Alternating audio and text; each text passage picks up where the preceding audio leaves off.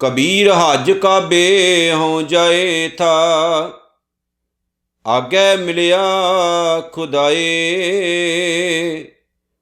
साईं मुझ स्यों लर परिया, तुझे किन फरमाई गाए। कबीर हज काबे हों जाए था, आगे मिलिया खुदाए। साईं मुझ स्यों लर परिया, तुझे किन फरमाई गाए। कबीर हज काबे होए गया, केती बार कबीर। साईं मुझ में क्या खता, मुखों न बोले पीर। कबीर जी जो मारे जोर कर, कहते हैं जो हलाल। दफ्तर दई जब काड है, होएगा कौन हवाल। कबीर जोर किया सो जुल्म है, ले जवाब खुदाए। दफ्तर लेखा निकसै, मार मुँह मुँह खाए। कबीर लेखा देना सुहेला, जो दिल सूची होए। उस साचे दीवान में पल्ला न पकड़े कोई। कबीर लेखा देना सुहेला, जो दिल सूची होए। उस साचे दीवान में पल्ला ना पकड़े कोई। गुरु रूप गुरु प्यारी साध संगत जीओ, धन सतगुरु श्री गुरु ग्रंथ साहिब जी महाराज सच्चे पातशाह जी। आओ उन्हां दे पावन चरनां विच अपना ध्यान लगाइए, सुरत जोड़िए ਅਤੇ ਦਸ਼ਮੇਸ਼ ਪਾਤਸ਼ਾਹ ਗੁਰੂ ਗੋਬਿੰਦ ਸਿੰਘ ਜੀ ਮਹਾਰਾਜ ਨੇ ਜੋ ਖਾਲਸਾ ਪੰਥ ਨੂੰ ਅਸੀਸ ਬਖਸ਼ਿਸ਼ ਕੀਤੀ ਹੈ, ਗੁਰੂ ਫਤਿਹ ਦੇ ਰੂਪ ਵਿੱਚ ਸਾਂਝੀ ਕਰੀਏ ਜੀ। ਕਬੀਰ ਸਾਹਿਬ ਦੇ ਜਿਹੜੇ ਪਾਵਨ ਸਲੋਕ ਆਪਾਂ ਲੜੀਵਾਰ ਕਰ ਰਹੇ ਹਾਂ, ਉਹਨਾਂ ਦੇ ਵਿਚਾਰ ਨਾਲ ਜੁੜੀਏ। ਆਖੋ ਵਾਹਿਗੁਰੂ ਜੀ ਕਾ ਖਾਲਸਾ, ਵਾਹਿਗੁਰੂ ਜੀ ਕੀ ਫਤਿਹ। ਅੱਜ ਦੀ ਸਾਡੀ 40 ਨੰਬਰ ਵੀਡੀਓ ਹੈ ਅਤੇ ਕਬੀਰ ਸਾਹਿਬ ਦੇ ਜਿਹੜੇ ਸਲੋਕ ਨੇ 197 ਤੋਂ ਲੈ ਕੇ 201 ਨੰਬਰ ਤੱਕ ਆਪਾਂ ਸਲੋਕ ਲਏ ਹੈ 5, ਜਿਨ੍ਹਾਂ ਦੀ ਆਪਾਂ ਵਿਚਾਰ ਕਰਨੀ। ਕਬੀਰ ਸਾਹਿਬ ਨੇ ਇਹਨਾਂ ਪਾਵਨ ਸਲੋਕਾਂ ਦੇ ਵਿੱਚ ਜੋ ਬਖਸ਼ਿਸ਼ ਕੀਤੀ ਹੈ, ਪਹਿਲਾਂ ਆਪਾਂ ਉਹਨਾਂ ਨੂੰ ਥੋੜ੍ਹਾ ਜਿਹਾ ਖੁੱਲ੍ਹ ਕੇ ਵਿਚਾਰ ਲੈਂਦੇ ਹਾਂ ਕਿ ਉਹਨਾਂ ਨੇ ਇਹਨਾਂ ਸਲੋਕਾਂ ਦੇ ਵਿੱਚ ਕੀ ਕਿਹਾ, ਤਾਂ ਕਿ ਜੋ ਸੱਚ ਹੈ ਉਹ ਸਾਡੇ ਪੱਲੇ ਪੈ ਜਾਏ। ਕਬੀਰ ਸਾਹਿਬ ਨੇ ਇਹਨਾਂ ਸਲੋਕਾਂ ਵਿੱਚ ਦੇਖੋ, ਜਿਹੜੀ ਆਪਾਂ ਪਿੱਛੇ ਵਿਚਾਰ ਕਰਕੇ ਆਏ ਸੀ, ਉਹਦੇ ਵਿੱਚ ਕੁਰਬਾਨੀ ਦੀ ਗੱਲ ਚੱਲੀ ਸੀ ਇੱਕ, ਕਿ ਕਿਸੇ ਵੀ ਜਾਨਵਰ ਨੂੰ ਫੜ ਕੇ ਉਹਨੂੰ ਹਲਾਲ ਕਰਨਾ, ਹੌਲੀ ਹੌਲੀ ਮਾਰ ਕੇ ਅਤੇ ਬਿਸਮਿਲ੍ਲਾ ਕਹਿ ਕੇ ਇਹ ਸੋਚਣਾ ਵੀ ਖੁਦਾ ਨੂੰ ਕੁਰਬਾਨੀ ਦੇ ਦਿੱਤੀ, ਖੁਦਾ ਖੁਸ਼ ਹੋ ਗਿਆ, ਅੱਲਾ ਖੁਸ਼ ਹੋ ਗਿਆ।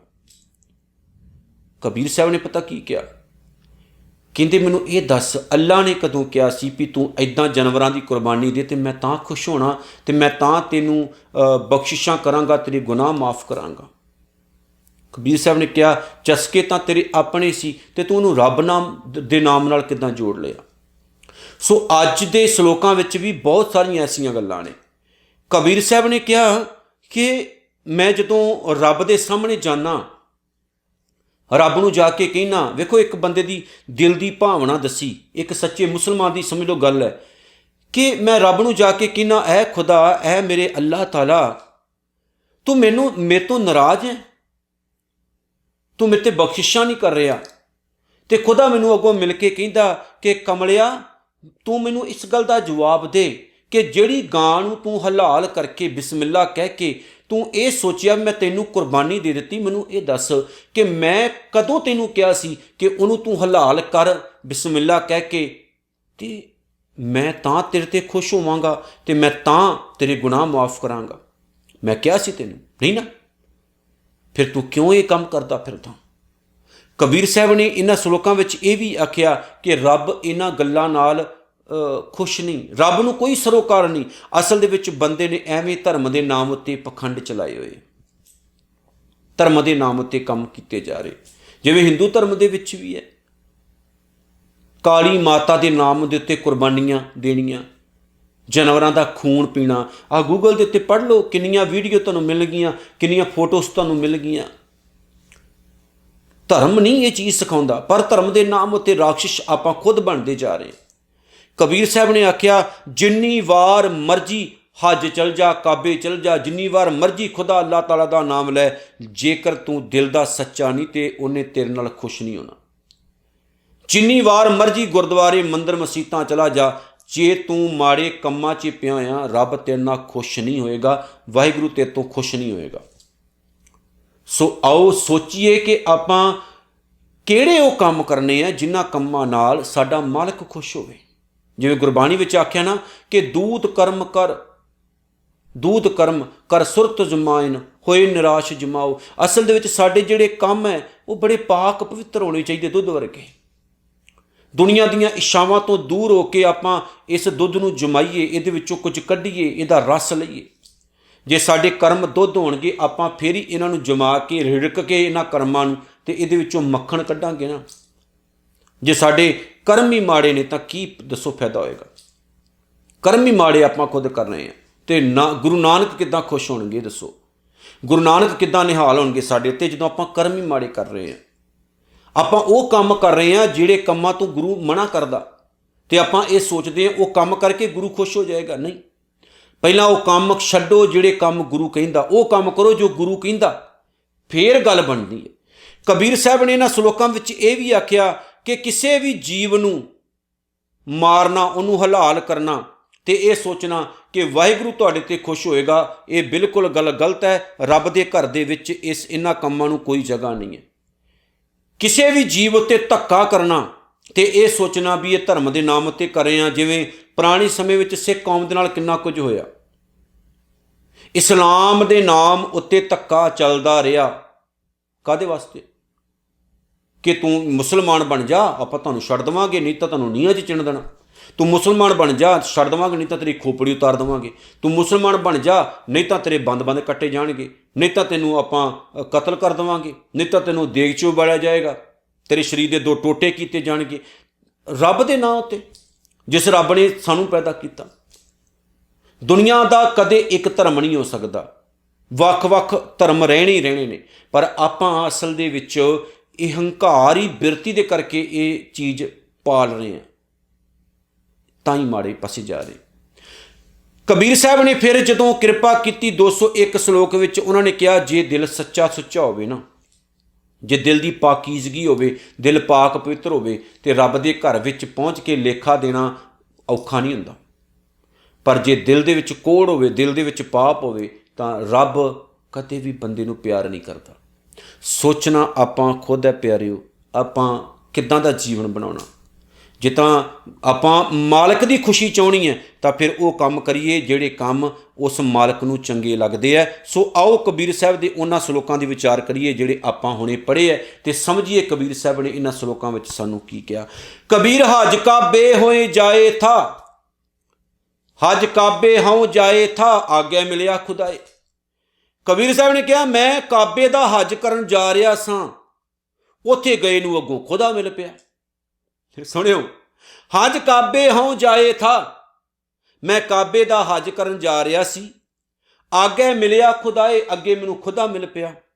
ਪਤਾ ਕੀ ਕਹਿੰਦਾ? ਸਾਈਂ ਮੁਝ ਸਿਓ ਲੜ ਪਰਿਆ, ਮੇਰਾ ਸਾਈਂ, ਮੇਰਾ ਅੱਲਾਹ ਤਾਲਾ ਖੁਦਾ ਮੇਰੇ ਨਾਲ ਲੜਨ ਲੱਗ ਪਿਆ। ਪਤਾ ਕੀ ਕਹਿੰਦਾ? ਤੁਝੇ ਕਿਨ ਫਰਮਾਈ ਗਏ। ਖੁਦਾ ਤਾਂ ਮੈਂ ਤਾਂ ਖੁਦਾ ਦੇ ਘਰ ਦਾ ਦਰਸ਼ਨ ਕਰਨ ਵਾਸਤੇ ਆਇਆ, ਤੇ ਖੁਦਾ ਖੁਸ਼ ਹੋਣ ਦੀ ਬਜਾਏ ਮੇਰੇ ਨਾਲ ਲੜਨ ਲੱਗ ਪਿਆ, ਮੇਰੇ ਤੇ ਗੁੱਸਾ ਹੋਇਆ, ਤੇ ਮੈਨੂੰ ਆਖਣ ਲੱਗਾ ਕਿ ਮੈਂ ਤਾਂ ਇਹ ਹੁਕਮ ਨਹੀਂ ਦਿੱਤਾ ਕਿ ਤੂੰ ਮੇਰੇ ਨਾਮ ਉੱਤੇ ਗਾਂ ਦੀ ਕੁਰਬਾਨੀ ਦੇਵੇਂ, ਜਾਨਵਰਾਂ ਦੀ ਕੁਰਬਾਨੀ ਦੇਵੇਂ, ਤੇ ਮੈਂ ਤੇਰੇ ਗੁਨਾਹ ਮਾਫ ਕਰ ਦੇਵਾਂਗਾ। ਮੈਂ ਕਦੋਂ ਤੈਨੂੰ ਕਿਹਾ ਸੀ? ਤੇ ਤੂੰ ਮੇਰੇ ਨਾਮ ਤੇ ਇਹ ਕੰਮ ਕਿਉਂ ਕਰਦਾ ਪਿਆ? ਮੈਂ ਤਾਂ ਖੁਦਾ ਦੀ ਰਹਿਮਤ ਲੈਣ ਵਾਸਤੇ ਗਿਆ ਸੀ, ਤੇ ਉੱਥੇ ਮੈਨੂੰ ਖੁਦਾ ਦੀ ਜਿਹੜੀ ਨਾ ਉਹ ਨਾਰਾਜ਼ਗੀ ਝੱਲਣੀ ਪੈ ਗਈ। ਦੇਖੋ, ਆਪਾਂ ਗੁਰਦੁਆਰੇ ਆਈਏ ਤੇ ਆਪਾਂ ਆ ਕੇ ਗੁਰੂ ਨਾਨਕ ਸਾਨੂੰ ਬਖਸ਼ ਲੈ, ਸਾਡੇ ਤੇ ਕਿਰਪਾ ਕਰ, ਦਇਆ ਕਰ, ਤੇ ਗੁਰੂ ਨਾਨਕ ਸਾਹਿਬ ਸਾਡੇ ਸਾਹਮਣੇ ਆ ਕੇ ਕਹਿਣ, ਕਮਲਿਓ ਮੈਂ ਤੁਹਾਨੂੰ ਆਹ ਕੰਮ ਕਰਨ ਵਾਸਤੇ ਕਦੋਂ ਕਿਹਾ ਸੀ ਜਿਹੜੇ ਤੁਸੀਂ ਕੰਮ ਕਰਦੇ ਫਿਰਦੇ ਹੋ? ਮੈਂ ਤਾਂ ਨਹੀਂ ਸਿੱਖਿਆ। ਪਹਿਲਾਂ ਤੂੰ ਉਹ ਕੰਮ ਛੱਡ ਜਿਹੜੇ ਮੇਰੇ ਨਾਮ ਤੇ ਸਟਾਰਟ ਕੀਤੇ ਹੈ। ਬਾਬੂ ਨੇ ਕੀ ਕਿਹਾ, ਕਰਮ ਧਰਮ ਪਖੰਡ ਜੋ ਦਿਸੇ ਤਿਨ ਜਮ ਜਗਾਤੀ ਲੁੱਟੈ। ਉਹ ਤਾਂ ਦੇਖੋ ਜਿਹੜੇ ਕੰਮ ਆਪਾਂ ਧਰਮ ਦੇ ਨਾਂ ਤੇ ਕਰਦੇ ਪਏ ਆ, ਇਹ ਤਾਂ ਰੱਬ ਦੇ ਘਰ 'ਚ ਪ੍ਰਵਾਨ ਹੀ ਨਹੀਂ ਚੜ੍ਹਨੀ, ਪਹੁੰਚਣੀ ਨਹੀਂ ਇੱਥੋਂ ਤੱਕ। ਨਿਰਮਾਣ ਕੀਰਤਨ ਗਾਵੋ ਕਰਤੇ ਕਾ ਨਿਮਕ ਸਿਮਰਤ ਜਿਤ ਛੂਟੈ। ਵਾਸ਼ਨਾ ਰਹਿ ਤੋਂ ਜਾਓ ਤੇ ਦਿਲ ਤੋਂ ਉਹਨੂੰ ਪਿਆਰ ਕਰੋ, ਫਿਰ ਐ ਸਾਰੇ ਜੰਜਾਲ ਛੁੱਟ ਜਾਣੇ ਆ ਤੇ ਗੁਰੂ ਨਾਨਕ ਵੀ ਘੁੱਟ ਕੇ ਜੱਫੀ ਪਾਏਗਾ। ਮਰਦਾਨੇ ਵਰਗੇ ਬਣੋ, ਗੁਰੂ ਨਾਨਕ ਪਿਆਰ ਕਰੇਗਾ। ਦਿਲ ਤੋਂ ਖੁਦਾ ਦੇ ਬਣੋ, ਖੁਦਾ ਤੁਹਾਨੂੰ ਪਿਆਰ ਕਰੇਗਾ। ਪਰ ਖੁਦਾ ਦੇ ਨਾਮ ਤੇ ਜਾਨਵਰਾਂ ਨੂੰ ਮਾਰ ਕੇ ਮਤ ਸੋਚੋ ਕਿ ਖੁਦਾ ਪਿਆਰ ਕਰਦਾ। ਕਾਲੀ ਮਾਤਾ ਦੇ ਨਾਮ ਉੱਤੇ ਜਾਨਵਰਾਂ ਦਾ ਖੂਨ ਪੀ ਕੇ ਉਹਨਾਂ ਦੀ ਕੁਰਬਾਨੀ ਦੇ ਕੇ ਮਤ ਸੋਚੋ ਖੁਸ਼ ਹੋ ਜਾਣੀ। ਨਹੀਂ ਨਹੀਂ ਨਹੀਂ ਨਹੀਂ ਨਹੀਂ, ਅਸਲ ਦੇ ਵਿੱਚ ਆਪਾਂ ਗਲਤ ਪਾਸੇ ਤੁਰੇ ਹੋਏ ਹਾਂ। ਹਜ਼ੂਰ ਸਾਹਿਬ ਦੇ ਵਿੱਚ ਬੱਕਰਿਆਂ ਦੀਆਂ ਕੁਰਬਾਨੀਆਂ ਦੇ ਕੇ ਤੇ ਉਹਨਾਂ ਦੇ ਖੂਨ ਨੂੰ ਸ਼ਸਤਰਾਂ ਉੱਤੇ ਲਾ ਕੇ ਇਹ ਸੋਚਦੇ ਹੋ ਵੀ ਗੁਰੂ ਗੋਬਿੰਦ ਸਿੰਘ ਸਾਹਿਬ ਖੁਸ਼ ਹੋ ਜਾਣਗੇ। ਬਿਲਕੁਲ ਨਹੀਂ। ਇਹ ਕੰਮ ਕਰਨ ਵਾਸਤੇ ਗੁਰੂ ਗੋਬਿੰਦ ਸਿੰਘ ਸਾਹਿਬ ਨੇ ਕਦੇ ਵੀ ਨਹੀਂ ਸਿੱਖਿਆ, ਪਰ ਆਪਾਂ ਉਹ ਕੰਮ ਕਰੀ ਜਾ ਰਹੇ ਹਾਂ ਤੇ ਨਾਮ ਆਪਾਂ ਧਰਮ ਦਾ। ਕਬੀਰ ਹਜ ਕਾਬੇ ਹੋਏ ਹੋਏ ਗਿਆ ਕੇਤੀ ਬਾਰ ਕਬੀਰ। ਕਬੀਰ ਸਾਹਿਬ ਕਹਿੰਦੇ ਮੈਂ ਕਈ ਵਾਰ ਹੈ ਸਾਈਂ ਤੇਰੇ ਘਰ ਕਾਬੇ ਦਾ ਦੀਦਾਰ ਕਰਨ ਲਈ ਗਿਆ ਹਾਂ। ਸਾਈਂ ਮੁਝ ਮੈਂ ਕਿਆ ਖਤਾ, ਹੇ ਸਾਈਂ ਮੇਰੇ ਵਿੱਚ ਕੀ ਘਾਟ ਹੈ, ਕੀ ਕਮਜ਼ੋਰੀ ਹੈ, ਕੀ ਕਮੀ ਹੈ, ਕਿਹੜੇ ਔਗਣ ਨੇ। ਮੁੱਖੋਂ ਨਾ ਬੋਲਿਆ ਪੀਰ, ਜੋ ਮੇਰੇ ਮਾਲਕ ਤੂੰ ਮੇਰੇ ਵੱਲ ਵੇਂਦਾ ਵੀ ਨਹੀਂ ਹੈ। ਕੀ ਮੇਰੇ 'ਚ ਕਮੀਆਂ ਨੇ ਜੋ ਤੂੰ ਮੇਰੇ ਤੋਂ ਖੁਸ਼ ਨਹੀਂ ਹੋ ਰਿਹਾ। ਮੈਂ ਤੇਰੇ ਲਈ ਇੰਨਾ ਕੁਝ ਕਰਦਾ, ਮੈਂ ਕੁਰਬਾਨੀਆਂ ਵੀ ਕਰਦਾ ਜਾਨਵਰਾਂ ਦੀਆਂ, ਮੈਂ ਹੱਜ ਕਾਬੇ ਵੀ ਹੋਏ ਹੋਏ ਜਾਨਾ, ਮੈਂ ਸਾਰਾ ਕੁਝ ਨਮਾਜ਼ਾਂ ਵੀ ਪੜ੍ਹਦਾ, ਮੈਂ ਪਾਠ ਵੀ ਕਰਦਾ ਗੁਰੂ ਨਾਨਕ, ਮੈਂ ਸਭ ਕੁਝ ਕਰਦਾ, ਪਰ ਖੁਸ਼ ਕਿਉਂ ਨਹੀਂ? ਕਿਉਂਕਿ ਆਪਾਂ ਉਹਦੇ ਮੁਤਾਬਕ ਤੋਰ ਹੀ ਨਹੀਂ ਰਹੇ, ਆਪਾਂ ਉਹਦੇ ਨਾਮ ਨੂੰ ਕਲੰਕਿਤ ਕਰ ਰਹੇ ਹਾਂ, ਇਸ ਲਈ ਉਹ ਸਾਥੋਂ ਖੁਸ਼ ਨਹੀਂ। ਕਬੀਰ ਜੀ ਜੋ ਮਾਰੇ ਜ਼ੋਰ ਕਰ ਕਹਤੇ ਹੈ ਜੋ ਹਲਾਲ। ਕਬੀਰ ਸਾਹਿਬ ਕਹਿੰਦੇ ਜੋ ਲੋਕ ਧੱਕਾ ਕਰਕੇ ਗਾਂ ਆਦਿਕ ਜੀਵਾਂ ਨੂੰ ਮਾਰਦੇ ਨੇ ਤੇ ਆਖਦੇ ਨੇ ਕਿ ਇਹ ਜ਼ਬਾ ਕੀਤਾ ਹੋਇਆ ਮਾਸ ਖੁਦਾ ਦੇ ਨਾਮ ਤੇ ਕੁਰਬਾਨੀ ਦੇ ਲਾਇਕ ਹੋ ਗਿਆ ਹੈ। ਕਬੀਰ ਸਾਹਿਬ ਕਹਿੰਦੇ ਦਫ਼ਤਰ ਦਈ ਜਬ ਕਾਢ ਹੈ ਹੋਏਗਾ ਕੌਣ ਹਵਾਲ। ਜਦੋਂ ਸਭ ਜੀਵਾਂ ਨੂੰ ਪਿਆਰ ਕਰਨ ਵਾਲਾ ਖੁਦਾ ਇਹਨਾਂ ਲੋਕਾਂ ਪਾਸੋਂ ਇਹਨਾਂ ਦੇ ਕੀਤੇ ਕਰਮਾਂ ਦਾ ਹਿਸਾਬ ਕਿਤਾਬ ਮੰਗੇਗਾ ਤੇ ਭਲਿਓ ਇਹਨਾਂ ਦੇ ਕੀਤੇ ਗੁਨਾਹ ਮਾਫ ਨਹੀਂ ਕੀਤੇ ਜਾਣੇ। ਜਿਸ ਪਰਮਾਤਮਾ ਨੇ ਸਾਰੇ ਸੰਸਾਰ ਨੂੰ ਪੈਦਾ ਕੀਤਾ, ਸਾਰੇ ਜੀਵ ਜੰਤੂ ਪੈਦਾ ਕੀਤੇ ਤੇ ਉਹਦਾ ਹੀ ਇੱਕ ਜੀਵ ਚੱਕ ਕੇ ਮਾਰ ਕੇ ਕਹੀਏ ਰੱਬ ਤੂੰ ਖੁਸ਼ ਹੋ ਜਾ। ਹੁਣ ਦੇਖੋ ਇੱਕ ਮਾਂ ਦੇ 5-7 ਪੁੱਤ ਹੈ ਤੇ ਉਸ ਮਾਂ ਨੂੰ ਖੁਸ਼ ਕਰਨ ਵਾਸਤੇ ਆਪਾਂ ਉਹਦਾ ਹੀ ਪੁੱਤ ਚੱਕੀਏ, ਉਹਦੇ ਸਾਹਮਣੇ ਉਹਦਾ ਗਲ ਵੱਢ ਦਈਏ ਤੇ ਫਿਰ ਉਹਨੂੰ ਚੜਾ ਕੇ ਕਹੀਏ ਤੂੰ ਇਹਨੂੰ ਪ੍ਰਵਾਨ ਕਰ ਲੈ ਤੇ ਸਾਡੇ ਉੱਤੇ ਖੁਸ਼ ਹੋ ਜਾ। ਉਹ ਖੁਸ਼ ਹੋਏਗੀ ਨਹੀਂ। ਉਹਦੇ ਕੀਤੇ ਹੋਏ ਜੀਵਾਂ ਨੂੰ ਮਾਰ ਕੇ ਉਹਦੇ ਨਾਮ ਤੇ ਕੁਰਬਾਨੀ ਦੇ ਕੇ ਕਹੀਏ ਤੂੰ ਖੁਸ਼ ਹੋ ਜਾ ਵੀ ਹੁਣ। ਉਹਨੂੰ ਕੋਈ ਇਸ ਚੀਜ਼ ਨਾਲ ਮਤਲਬ ਨਹੀਂ। ਉਹ ਦਿਲ ਦੀ ਪਾਕੀਜ਼ਗੀ ਚਾਹੁੰਦਾ, ਦਿਲ ਦੀ ਸਫਾਈ ਚਾਹੁੰਦਾ। ਉਹਦੇ ਨਾਮ ਤੇ ਤਾਂ ਇੱਕ ਕੁਰਮ ਨਾ ਕਰੋ, ਉਹਦੇ ਨਾਮ ਤੇ ਤਾਂ ਇਹ ਕੰਮ ਨਾ ਕਰੋ, ਉਹਦੇ ਨਾਮ ਉੱਤੇ ਬੰਦਿਆਂ ਨੂੰ ਤਾਂ ਨਾ ਮਾਰੋ, ਉਹਦੇ ਨਾਮ ਉੱਤੇ ਤਾਂ ਜਾਤ ਪਾਤ ਦਾ ਕੋਡ ਛੱਡ ਦਿਓ। ਉਹਦੇ ਨਾਮ ਉੱਤੇ ਕਿਉਂ ਇਹ ਕੁਕਰਮ ਕਰ ਰਹੇ ਹੋ, ਕਿਉਂ ਧੱਕਾ ਕਰ ਰਹੇ ਹੋ? ਅੱਜ ਜਿੰਨੇ ਗੁਨਾਹ ਰੱਬ ਦੇ ਨਾਮ ਉੱਤੇ ਕੀਤੇ ਜਾਂਦੇ ਨੇ ਉਹ ਕਿਤੇ ਵੀ ਨਹੀਂ, ਪਹਿਲਾਂ ਵੀ ਹੁੰਦੇ ਆਏ, ਹੁਣ ਵੀ ਹੁੰਦੇ, ਸ਼ਾਇਦ ਹੁੰਦੇ ਰਹਿਣ। ਰੱਬ ਦੇ ਨਾਮ ਉੱਤੇ, ਖੁਦਾ ਦੇ ਨਾਮ ਉੱਤੇ, ਪ੍ਰਮਾਤਮਾ ਦੇ ਨਾਮ ਉੱਤੇ ਗੁਨਾਹ। ਰੱਬ ਨੇ ਸਾਰੇ ਜੀਵ ਪੈਦਾ ਕੀਤੇ ਨੇ, ਇੱਥੋਂ ਤੱਕ ਕਿ ਰਾਮ ਚੰਦਰ ਨੇ ਵੀ ਸ਼ੰਭੂਕ ਨੂੰ ਮਾਰ ਦਿੱਤਾ ਸੀ ਰੱਬ ਦੇ ਨਾਮ ਉੱਤੇ। ਕੀ ਕਸੂਰ ਸੀ ਉਹਦਾ ਕਿ ਉਹ ਨੀਵੀਂ ਜਾਤ ਵਾਲਾ ਸੀ ਤੇ ਉਹ ਰੱਬ ਦਾ ਨਾਮ ਨਹੀਂ ਲੈ ਸਕਦਾ? ਦੱਸੋ। ਇਹ ਪ੍ਰੋਬਲਮਾਂ ਤਾਂ ਅਵਤਾਰੀ ਪੁਰਸ਼ਾਂ ਵਿੱਚ ਵੀ ਰਹੀਆਂ ਨੇ ਜਿਨ੍ਹਾਂ ਨੂੰ ਆਪਾਂ ਭਗਵਾਨ ਕਰਕੇ ਮੰਨਦੇ ਹਾਂ। ਇਸ ਲਈ ਤਾਂ ਰੱਬ ਇਹਨਾਂ ਨੂੰ ਰੱਬ ਨਹੀਂ ਮੰਨਿਆ, ਭਗਵਾਨ ਨਹੀਂ ਮੰਨਿਆ ਗੁਰਬਾਣੀ ਨੇ। ਕਬੀਰ ਜ਼ੋਰ ਕੀਆ ਸੋ ਜ਼ੁਲਮ ਹੈ ਲੈ ਜਵਾਬ ਖੁਦਾਏ।